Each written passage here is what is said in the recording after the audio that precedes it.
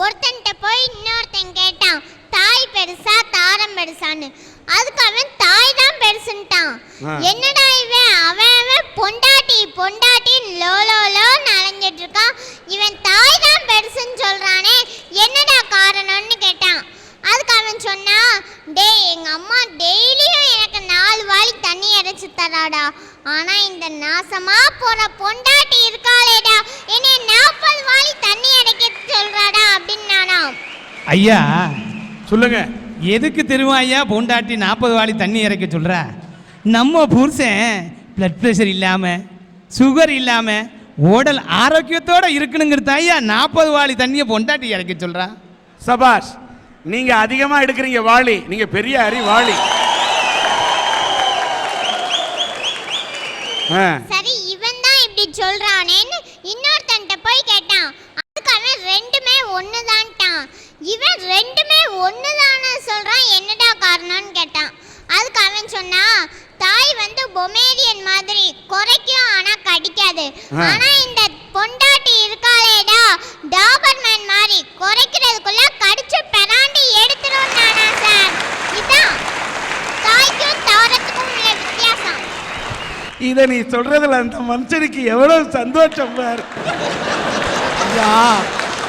ஆம்பளை எல்லாம் எதுக்கு தெருவில் நிற்கான் தெரியுமா ஐயா? என்ன எங்க ஆம்பளை எல்லாம் யோக்கியம் ஐயா. கணவன் மாதிரி இருக்கான் பார்த்தீங்களா, அவன்லாம் யோக்கியம் ஐயா. எல்லாரும் குடிச்சுக்கிட்டு இருக்கான், ஏன் தண்ணி அடிக்கான்? எந்த கணவனாவது காலையில் தண்ணி அடிச்சிருக்கானா? அடிக்க மாட்டான். சாயந்தரம் எதுக்கு அடிக்கான்? ஏன்? வீட்டுக்குள்ள போகணும், தேல போனா தூக்கி போட்டு கொன்னுதான். அந்த பேரை சமாளிக்க பிசாச போட வேண்டியது இருக்கு. அதனால தாயா நாங்க தண்ணி அடிச்சுட்டு திரும்பிட்டு இருக்கோம். டாஸ்மார்க்கு இப்படி ஒரு மேட்ரு வச்சிருக்கே ஐயா. உனக்கு தாயா பொண்ணு பெரிய மார்க்கு. உனக்கு ஏன் தொப்பை வந்ததுன்னு எனக்கு இப்பதான் தெரியுது. சொல்லு ஐயா. கோழியை எப்படி தூக்கணும்? காலை பிடிச்சு தூக்கணும். ஆமா. முயலை எப்படி தூக்கணும்? காதை பிடிச்சு தூக்கணும். வாத்தை கழுத்தை பிடிச்சு தூக்கணும். ஆனா குழந்தையை எப்படி தூக்கணும் தெரியுமா ஐயா? சொல்லுமா தாயே. அள்ளி எடுத்து மார்போட அணைச்சுக்கணும். அந்த குழந்தையோட இதயமும் தாயோட இதயமும் ஒட்டி உரசணும் ஐயா. அதனாலதான் தாய்க்கு அவ்வளவு சிறப்பு. அதனாலதான் தாயிற் சிறந்ததொரு கோவிலும் இல்லை, தந்தை சொல் மிக்க மந்திரம் இல்லை. வாழ்க தாயே. ஐயா, தாயிற் சிறந்ததொரு கோவிலும் இல்லை, தந்தை சொல் மிக்க மந்திரம் இல்லை. இது அந்த காலம். தேட்டரில் சிறந்ததொரு கோவிலும் இல்லை, திரிஷா சொல் மிக்க மந்திரம் இல்லை. இது இந்த காலம். அறிஞர் நாட்டை போய் ஒரு வெள்ளைக்காரர் கேட்டாராம், இந்த உங்க தமிழ் மொழி தான் பெருசுன்னு இருக்கீங்களே, உலகம் ஃபுல்லா எங்க ஆங்கிலம் பரவி இருக்கு, எங்க ஆங்கிலம் தான் பெருசு அப்படின்னு அந்த வெள்ளைக்காரர் சொன்னாராம். அதுக்கு அறிஞர் என்ன சொன்னாராம், எங்க நாட்டுல உள்ள பசுவும் அம்மா அம்மான்னு தான் சொல்லுது, உங்க நாட்டுல உள்ள பசுவும் அம்மா அம்மான்னு தான் சொல்லுது, ஏன் உங்க நாட்டுல உள்ள பசு மட்டும் மம்மி மதர்ன்னு சொல்லலன்னு கேட்டாராம் ஐயா. பசுவுக்கு தெரிஞ்ச ஒரே வார்த்தை கூட அம்மா தான் ஐயா. ஒரு கட்டிடம் நல்ல நிலைத்து நிற்கிறதுக்கு காரணம் அஸ்திவாரம். ஒரு மரம் அசையாம இருக்க காரணம் அதனுடைய வேர். அது மாதிரி ஒரு மகனோ அல்லது மகளோ நிலைத்து நிற்க காரணம் அவங்க தாய் தந்தையினுடைய ஊக்கமும் ஆக்கமும் தான் சார். என்னமோ உசு இறந்துச்சு போய் பார்த்துச்சு சொல்லிக்கிட்டு இருக்கா. அவ பிள்ளைய வளர்க்க மேலே ஒழிச்சு போய் குப்பைத்தட்டில் வீசி எறிஞ்சிக்கிட்டு இருக்கா. நீ என்னமோ கதை சொல்லிக்கிட்டு இருக்க. அண்ணா, தன்னோட பிள்ளைகளுக்காக வாழ்றவ தான் தாய், தனக்காக வாழ்றவ பேய். நான் தாயை பத்தி சொல்றேன், நீங்க பேயை பத்தி சொல்றீங்க. பேயை பத்தி தான் சொல்லும்.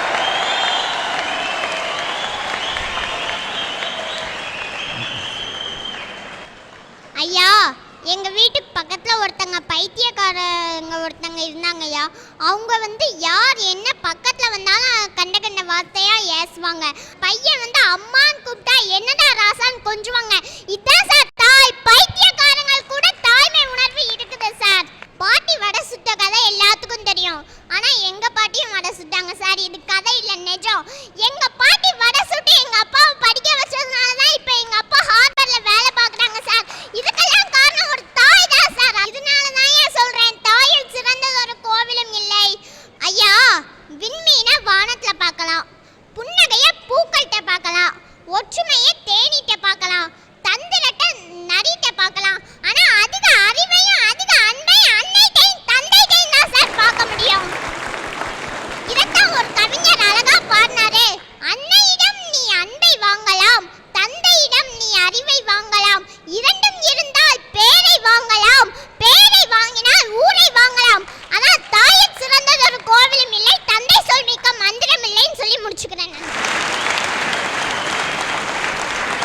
வாங்கினால் ஊரை வாங்கலாம். இந்த மேடையிலே நீ பேரை வாங்கிவிட்டாய், விரைவிலேயே நீ ஊரை வாங்க வேண்டும். இங்கே இருக்கிறவங்க எல்லாருக்கும் குடும்பம் இருக்கும். அவன் தாய் தகப்பன் தான் எங்களுக்கு வசதி, தாயிற் சிறந்த கோயில் இல்லைன்னு சொல்லி எல்லாரும் பேசுகிறாங்க. ஆனால் எங்கள் அப்பா இருக்காரு, அப்பா அப்பப்பா சொன்னாலும் ஓயாது, சொல்ல சொல்ல தித்திக்காது. தினம் குடிச்சிட்டு வந்து என்னை அடிப்பார். நான் கேட்டேன், இதுக்கெல்லாம் காரணம் நம்ம வீட்டில் இருக்க கிளவி தான். அவர்கிட்ட போய் கேட்பமிட்டு போனேன், ஏன் கிளவி நீ ஒழுங்காக அவன் பிள்ளைய வளர்த்துருந்தா அவர் தினம் குடிச்சிட்டு வந்து என்னை அடிச்சிருப்பாரா? எனத்தை வளர்த்து தொலைச்ச கிளட்டி சிரிக்கின்னு. அவ சொன்னா, ஊரெல்லாம் புள்ள பெத்தான் ஏடா உறங்காம, நானும் புள்ள பெற்றேன் ஊருக்கே உதவாம. அந்த கதையை ஏன்டா கேட்குற, உட்காந்து கேட்குறேன் எம்பேரான்னா. ஏதோ டைட்டானிக் ரேஞ்சில் ஃப்ளாஷ்பேக் இருக்குன்ட்டு நானும் உட்காந்து கேட்க ஆரம்பித்தேன். அப்போ தான் எங்கள் பாட்டி சொன்னான், ஏலே இப்படிலாம் குடிச்சு உடம்ப கெடுத்து சீரழியாதரா, உறுப்பியாக சொல்கிறேன் கேளு, இனிமேல் குடிச்சேனா உன்னை வீட்டுக்குள்ள நுழைய விட மாட்டேன்னு. உடனே வந்தது உங்கள் அப்பனுக்கு கோவம். அடி என்ன நினச்சிட்டு கலட்டுச்சிருக்கு மேலேன்னு சொல்லிட்டு சண்டைக்கு என் கூட வந்தாண்டா. ஏலே உன்னை 10 மாதம் கஷ்டப்பட்டு செமந்த அந்த வகுறா, இந்த பெத்த தாயை பார்த்து எப்படா உனக்கு அடிக்க மனசு வருதுன்னு கேட்டேன். அதுக்கு உங்கள் அப்பன் சொல்கிறான்டா, எனத்த பெரிய பெத்து கிழிச்சிட்ட, நீ ஒருத்தர் தான் அதிசயமாக செமந்த மாதிரி சொல்கிற. உன் வகுத்துக்குள்ளே கிடந்தானே 10 மாதம் கஷ்டப்பட்ட எனக்குள்ளே தெரியும். ஒரே இருட்டு, ஒரு டியூப் லைட் போட்டியா, சரி அதுக்கு வழிகட்ட கழுத ஒரு 10 ரூபா குண்டு பருப்பு வாங்கி போட்டியா. போற போக்க பார்த்தா வயித்துக்குள்ள மெழுகுவர்த்தியை போட்டு ஏத்த சொல்வீங்க போல இருக்கே. நீங்க கோயிலுக்கு போயிருக்கீங்களா? போயிருக்கம்மா. அந்த கோயில் எதுக்கு போயிருக்கீங்க? சாமி கும்பிடவா போயிருக்கீங்க? என்ன மாதிரி பொண்ணுங்களை சைட் அடிக்க தானே போயிருக்கீங்க? அந்த கோயிலுக்குள்ள கற்ப கிரகம்னு ஒண்ணு இருக்கு. அந்த கற்ப கிரகமே முதல்ல இருட்டா தான் இருக்கும். அது ஏன் இருட்டா இருக்குன்னா, அதை பார்க்க வர்ற மக்களுக்கு வெளிச்சத்தை காமிக்கணுங்கிறதுனால தான் அந்த கற்ப கிரகமே முதல்ல இருட்டா இருக்கும். சபாஷ். இப்படியெல்லாம் கொடுமை எடுத்தேன். எங்கள் பாட்டியை கொடுமை எடுத்தேன். எங்கள் அப்பன் என்னை விட்டு வைப்பார் ஐயா. எங்கள் வீட்டில் 3 பேர். மூத்தண்ணன் இறந்து போயிட்டான், 2வது அக்காவை கட்டி கொடுத்தாச்சு. நான் மட்டும்தான் படித்தேன். 1லேருந்து 5ஆவது வரைக்கும் உள்ளூர் வாத்தியார் சப்போர்ட்டில் படிச்சுட்டேன். ஹைஸ்கூல் 6ஆப்பில் சேர்ந்தேன். எங்கள் அம்மாவும் எங்கள் அப்பாவும் என்னை படிக்கவே கூடாதுன்னு அடம் பிடிச்சாங்க. நான் படித்து தான் தீர்வேன், அழுது தெருவில் பிறண்டேன். ஊர்க்காரன் மூறான்னு சொல்லி படிக்கிறேன்னு சொல்கிற உள்ளேயே படிக்க விடாமல் சரியில்லை படிக்க போடுங்கன்னாங்க. எப்படியோ கஷ்டப்பட்டு படித்தேன். கடைசியில் 10ஆப்பு வந்து சேர்ந்தேன். இனிமேல் இந்த தாப்பன்ட்டு இருந்து ஒரு காலம் முன்னேறிக்க முடியாது, நாட்டுக்கு சேவை செய்வோம் நந்தையா. நாட்டு நல பணித்திட்டத்தில் சேர்ந்தேன். ஊனமுற்றோர் மறுவாழ்வு மையத்துக்கு போனேன். அங்கே இருக்கக்கூடியவங்களுக்கு பூரா தன்னம்பிக்கை ஏற்படுத்தினேன். மகளிர் சுய உதவி குழுக்கு போனேன். அரசாங்கோட திட்டங்களை பற்றி எடுத்து சொன்னேன். ஒவ்வொரு கிராமத்துக்கும் போனேன். கிராமத்தில் இருக்கக்கூடிய மரங்கள் நட்டுங்க, விவசாயத்தை பெருக்குங்கன்னு சொல்லி விழிப்புணர்வு பிரச்சாரம் பண்ணேன். அது மட்டும் இல்லாமல் எய்ட்ஸால் பாதிக்கப்பட்ட நபர்களை போய் பார்த்தேன். ஒரு கிராமத்துக்கு போய், எம்மா எய்ட்ஸ் இப்படி பரவுது, நீங்கள் எல்லாம் கட்டுப்பாடோடு இருக்கணும் அப்படின்னு சொல்லிட்டு எனக்கே பிடிச்ச பாணியில் கிராமத்து மக்களுக்கு எப்படி புரிய வைக்கணுங்கிற தன்மையை நான் யோசித்து பார்த்தேன். அப்போ நான் ஒரு பாட்டு படிப்பேன் எப்பயும் போல். ரத்தத்தின் வழியாக பரவிடும் கிருமிதான், சுத்தமில்லா ஊசி முனையில் உட்கார்ந்திடும் கிருமிதான். ரத்தத்தின் வழியாக பரவிடும் கிருமிதான், சுத்தமில்லா ஊசி முனையில் உட்கார்ந்திடும் கிருமிதான். உடலுறவு மூலமா உரசிடும் கிருமிதான், உடலுறவு மூலமா உரசிடும் கிருமிதான். தாய் கருவறையில் 30% இருக்கும் அந்த கிருமிதான். HIV வந்ததையும் பாருங்க, எய்ட்ஸ் விரட்டிட எல்லோரும் பாருங்க. HIV-க்கும் வெள்ளை அணுவுக்கும் சண்டைங்க, இதில் HIV தான் ஜெயிக்குதுவார் உண்மைங்க. ஜெயிச்சதால வந்தது எய்ட்ஸுங்க, எய்ட்ஸை விரட்டிடணும் எல்லோரும் வாருங்க. சொல்லி படிச்சையா. போன வாரம் என்னுடைய இந்த சேவையெல்லாம் பார்த்து போன மாதம் நம்முடைய தமிழக அரசாங்கம் சிறந்த சமுதாய தொண்டை விருது கொடுத்தாங்க. எனக்கு சிறந்த சமுதாய தொண்டை விருது கொடுத்தாங்க. ஒன்று சொல்கிறேன் இளைஞர்களே, எனக்கு கிடைச்ச தாய் தப்பனுக்கு மத்தியில் நான் இவ்வளவு சாதிச்சிருக்கேனே. உங்கள் அப்பா மாருங்களாம் நல்ல அப்பமாரத்தான் இருக்கிறாங்க, உங்களை படிக்க வச்சுருக்காங்க. நீங்கள் படிக்கிற வயசில் போதைக்கு அடிமையாயிடாதீங்க, பொண்ணுக்கு அடிமையாயிடாதீங்க, பேராசைக்கு அடிமையாயிடாதீங்க, சாதிக்க நினைங்க. எந்த தகப்பனாவது உங்கள் சாதிக்க வேண்டிய வயசில் தடங்களை வச்சானா அதெல்லாம் கவலைப்படாமல் தரணியில் தடம்பதிக்கு கடந்துடுங்க. இளைஞர்களே, சாதிக்க வேண்டிய வயதில் சபலத்திற்கு அடிமையாகி விடாதீர்கள். கண்கட்ட பிறகு சூரிய நமஸ்காரம் என்னையா, நீ நினைச்சால் அந்த சூரியன் உன் காலடியில் கிடப்பான், மறந்துடாதீங்க. ஐயா, அது ராமாயணத்துல பாத்தீங்கன்னா ராவணன் வந்து சீதையை கடத்திட்டு போனாரு. அது ஒரு ஆம்பளை ஒரு பொம்பளைய கடத்திட்டு போனார். அதே மாதிரி சினிமாவில் பார்த்துக்கிட்டீங்கன்னா வில்ல வந்து கதாநாயகியை கடத்திட்டு போவாங்க. ஆனா எங்கேயாவது ஒரு பொண்ணு வந்து ஒரு ஆணை கடத்திட்டு போனதா பாத்திருக்கீங்களா? சொல்லுங்க. உண்மை சம்பவம்யா இது. உடன்குடி பக்கத்துல 2 பொண்ணுங்க ஒரு டிரைவரை மாறி மாறி மாறி மாறி மாறி மாறி லவ் பண்ணாங்க. லவ் பண்ணி ஒருத்தி லவ் பண்ற மேட்டர் இன்னொருத்திக்கு தெரிஞ்சு போச்சு. உடனே அவ கொஞ்சம் வசதி படைச்சவ என்ன செஞ்சா, நேரா போனா ஒரு 1000 ரூபாய் 2 வில்லனுக்கு கொடுத்தா அந்த வில்லன் அந்த டிரைவரை கடத்திட்டு போயிட்டார். அந்த டிரைவரை கடத்திட்டு போய் அந்த பொண்ணு கூட குடும்பம் நடத்த ஆரம்பிச்சிட்டான். இங்க பாத்தீங்கன்னா போலீஸ் ஸ்டேஷன்ல போய் பாத்தீங்கன்னா ஒரு பொண்ணு என் புருஷனை காங்கல, எனக்கு 3 குழந்தைங்க இருக்கையா, என் புருஷன் மினி பஸ் டிரைவர் அப்படிங்க. ஐயா, காதல் அப்படின்னு நம்ம சொன்ன உடனே எடுத்துக்காட்டுக்கு யாரை சொல்றோம்? ஒன்னே ஷாஜஹான் மும்தாஜை சொல்லுவோம், லைலா மஜ்னுவை சொல்லுவோம், அம்பிகாவதி அமராவதியை சொல்லுவோம், தேவதாஸ் பார்வதியை சொல்லுவோம். காதலுக்கு இன்னைக்கு எடுத்துக்காட்டுன்னு கேட்கும் போதெல்லாம் அன்னைக்கு காதலை மட்டுமே எடுத்துக்காட்டா சொல்ற நாம இன்னைக்கு காதலை ஏன் எடுத்துக்காட்டா சொல்ல மாட்டோம்? ஏன்னா இன்னைக்கு காதல்கள் ஒரு சில பேர் காதல்ங்கிற வார்த்தையில தப்பா போய்கிட்டு இருக்காங்க. ஐயா, படிக்க வைக்கிற தாய் தங்கையை நம்பணும், படிக்க வச்ச தாய் தந்தையர நம்பணும், தவிக்க வைக்கிற தாவானிய நம்ப கூடாதியா.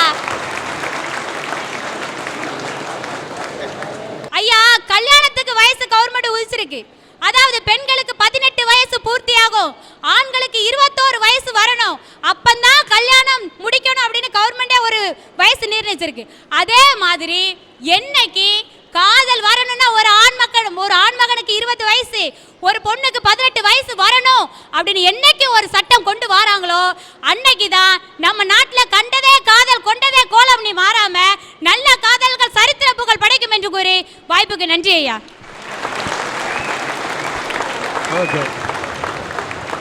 இந்த தமிழக மண்ணிலே மலைப்பை ஏற்படுத்தி தன்னுடைய சாதனைகளால் மக்களுக்கு இனிப்பை ஏற்படுத்தி தந்த முகத்துக்கு தேவை கண், நாட்டுக்கு தேவை இதை போன்ற பெண் என்று சொல்லக்கூடிய அளவுக்கு வாழ்ந்த ஒரு பெண்ணை பற்றி இங்கே சொல்ல கடமைப்பட்டிருக்கின்றேன். 2004ஆம் ஆண்டு மாநில அளவில் 6 தங்கப்பதக்கம் 1 வெள்ளிப்பதக்கம், 2006ஆம் ஆண்டு நாசிக்கில் நடந்த தேசிய அளவிலான போட்டியிலே 3 தங்கப்பதக்கம், பாகிஸ்தானில் நடந்த தெற்காசிய போட்டியில் 2 தங்கப்பதக்கங்கள் 3 வெள்ளிப்பதக்கங்கள் வென்ற ஒரு பெண்ணை யார் என்று என்கிறீர்கள்? வெண்பா. பாட்டு எழுதினால் அந்த பாட்டிலே இருக்கும் என்பா. இங்கே மேடை ஏறி வருகிறார் அந்த இளம் பெண் வெண்பா. களிப்பா வெண்பா என்றால் அது தமிழுக்கு அழகு. இந்த பெண்பால் இந்த வெண்பா என்றால் இந்த மண்ணுக்கு அழகு. அப்படிப்பட்ட இந்த இளம் வீராங்கனையை இந்த தூத்துக்குடி மண்ணில்தான் இவர் பிறந்திருக்கின்றார், வளர்ந்திருக்கின்றார், தவழ்ந்திருக்கின்றார், சாதனை புரிந்திருக்கிறார் என்று சொல்லும்போது இந்த தூத்துக்குடி அரட்டையரங்கத்தின் மூலம் உங்களுடைய கரத்தட்டலுக்கு மத்தியிலே அவருக்கு என்னுடைய வாழ்த்தை தெரிவித்துக் கொள்கிறேன்.